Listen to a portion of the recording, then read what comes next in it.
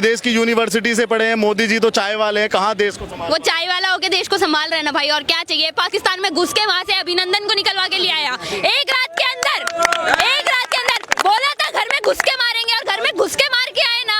ऐसा responsible prime minister होता है। राहुल गांधी क्या करते हैं, अभिनंदन पड़ा हुआ है, अरे पड़ा रहने दो, हमें तो फ्री की रोटियां मिल रही है ना, मुफ्त की रोटी मिल रही है, हम तो बैठ के खाएंगे, जनता टैक्स दे रही है, हम खाएंगे बैठ के। वो अभिनंदन को नहीं बचाते। ऑपोजिशन के लिए कुछ भी नहीं कहना हमें, सिर्फ इस टाइम पे अखाड़े में सिर्फ एक ही पार्टी खड़ी हुई है, वो है बीजेपी, और वो लायक भी है, जो डिजर्विंग है, सिर्फ उसी को हम प्राइम मिनिस्टर बना सकते हैं, ऐसे किसी के भी हाथ में नहीं दे सकते।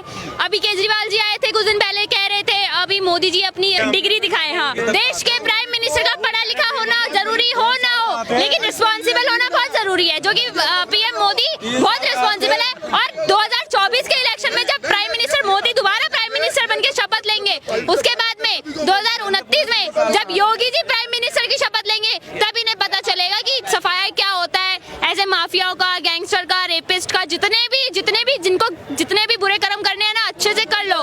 जिस दिन योगी की गवर्नमेंट सेंट्रल गवर्नमेंट पे आ गई, तुम्हें तुम्हारे पापों का घड़ा फट जाएगा और तुम्हें अपने सारे कर्मों का फल मिल जाएगा। लेकिन राहुल गांधी या कांग्रेस ही तो कहते हैं कि राहुल गांधी से बढ़िया कोई विकल्प ही नहीं है, सिर्फ वो मात्र एक नेता देश के अंदर ऐसा है जो मोदी। वो पहले अपनी खुद की गद्दी संभाल लें। देश जोड़ो यात्रा निकालने से देश नहीं जुड़ता। जो पार्टी देश के टुकड़े करवा देगी, आज देश जोड़ने की बात कर रही है। 1947 में इसी पार्टी ने देश के टुकड़े किए थे ना, और आज देश जोड़ने की बात कर रही है। वाह, अगर देश जोड़ना है तो इंडिया से निकलिए, पाकिस्तान जाइए, अफगानिस्तान, फिर चाइना, फिर नेपाल, ऐसे देश जोड़िए। जिस तरीके से काटा है उस तरह से देश जोड़िए, अंदर घूम के देश मत जोड़िए। कह रहे हैं कि वो विदेश की यूनिवर्सिटी से पढ़े हैं, मोदी जी तो चाय वाले हैं, कहाँ देश को संभाल। वो चाय वाला होके देश को संभाल रहे हैं ना भाई, और क्या चाहिए। पाकिस्तान में घुस के वहां से अभिनंदन को निकलवा के ले आया एक रात के अंदर बोला था घर में घुस के मारेंगे, और घर में घुस के मार के आए ना। ऐसा रिस्पॉन्सिबल प्राइम मिनिस्टर होता है। राहुल गांधी क्या करते हैं, अभिनंदन पड़ा हुआ है, अरे पड़ा रहने दो, हमें तो फ्री की रोटियां मिल रही है ना, मुफ्त की रोटी मिल रही है, हम तो बैठ के खाएंगे, जनता टैक्स दे रही है, हम खाएंगे बैठ के। वो अभिनंदन को नहीं बचाते, वो कुछ भी नहीं करते, हाथ पे हाथ धरे बैठे रह जाते। बस मैं एक टाइम की कह सकती हूँ कि अगर राजीव गांधी होते ना, अगर इंदिरा गांधी होती, तो वो एक टाइम को फिर भी अभिनंदन को बचा लेते, लेकिन राहुल गांधी नहीं बचा सकते। राहुल गांधी भरोसा नहीं है उन पे।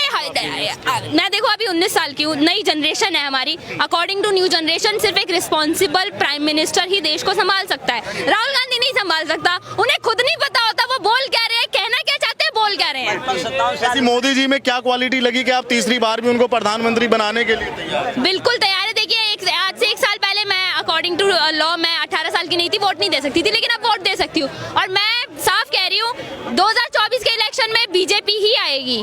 चाहे जिसको जितने घोड़े दौड़ाने हैं दौड़ा लो भाई साहब, 2024 के इलेक्शन में सिर्फ बीजेपी ही आएगी, क्योंकि ये न्यू जनरेशन है, और न्यू जनरेशन सिर्फ बीजेपी को ही वोट देगी। बस कुछ पार्टियां कह रही हैं कि बीजेपी को इस बार 100 पे सिमटा देंगे, आंकड़ा भी पार नहीं करेंगे। जिनकी खुद की 400 से 40 सीट आ गई है, और अब 40 से 4 रह जाएंगी, वो कह रही है 100 पे ले आएंगे। अरे वाह। तो यूपी के बारे में कुछ सुना, जो अभी एनकाउंटर मर्डर हुआ, उसके बारे में क्या कहना चाहिए? जी देखिए, जो गोली के सहारे जीता है वो गोली से मरता है, बस ईंट का जवाब पत्थर से। बस कुछ लोगों की सहानुभूति उनके साथ है, कह रहे हैं कि पुलिस को कस्टडी में मार दिया जाता है, आज संविधान नहीं बचा है, एक ही मजहब के लोगों के साथ ऐसे किया। किस संविधान की बात कर रहे हैं आप? एक बात बताइए, इस संविधान में अगर आज किसी लड़की के साथ रेप हो जाए ना, उसको इंसाफ के लिए 7-7, 8-8, 9-9, 10-10 साल वेट करना पड़ता है।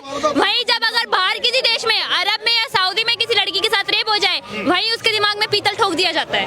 अब बताइए, ये संविधान है जहाँ पे न्याय के लिए 10-10, 20-20 साल इंतजार करो। 40 साल छोड़िए, श्री राम को 500 साल इंतजार करना पड़ा न्याय के लिए। वो त्रेता युग में सिर्फ 14 वर्ष के लिए वनवास गए थे, या कलयुग में श्री राम खुद 500 साल के लिए वनवास गए, सिर्फ इस संविधान के कारण, बस और कुछ नहीं। लोग कह रहे हैं कि योगी जी ने बहुत गलत किया, योगी जी का इस्तीफा लेना चाहिए, उनको जेल में डाल देना चाहिए।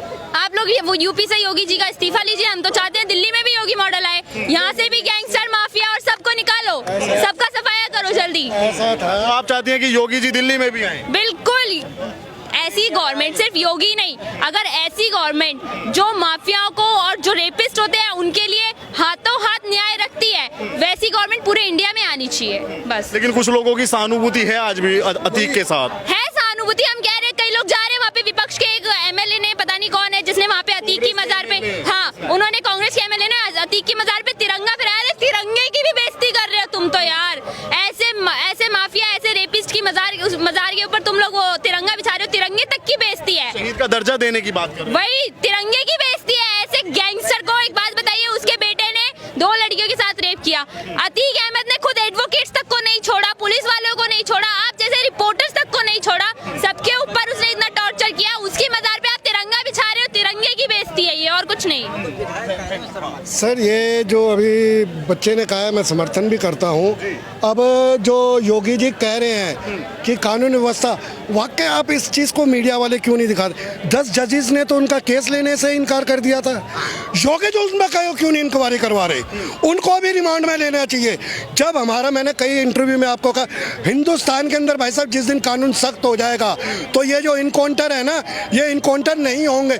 मूवमेंट में यह फैसला 40 साल 50 साल भाई साहब आदमी मर जाता है, केस ही लड़ते रहते हैं। तो ये हमारी जो कानून लाचार हो चुका है, मर चुका है। मैं तो कहता हूँ योगी जी को, ये कानून का जो हमने ताम झाम खोल रखा है, हराम के जजेस को तनख्वाहें देते, हमारे टैक्स का पैसा, भाई साहब 40 साल से एक पटरी के लिए लड़ाई लड़ रहे हैं, शर्म आ रही है।